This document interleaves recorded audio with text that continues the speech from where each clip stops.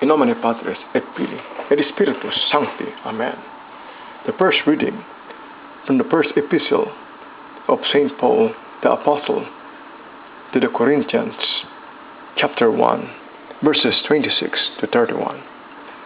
Consider your own calling, brothers and sisters. Not many of you were wise by human standards. Not many were powerful.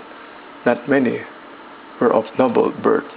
Rather, God chose the foolish of the world to shame the wise, and God chose the weak of the world to shame the strong, and God chose the lowly and despised of the world, those who count for nothing, to reduce to nothing those who are something, so that no human being might boast before God.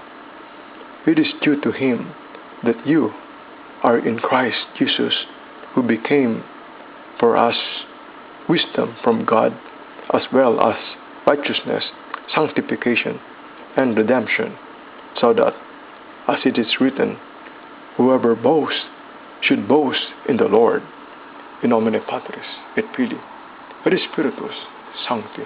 Amen.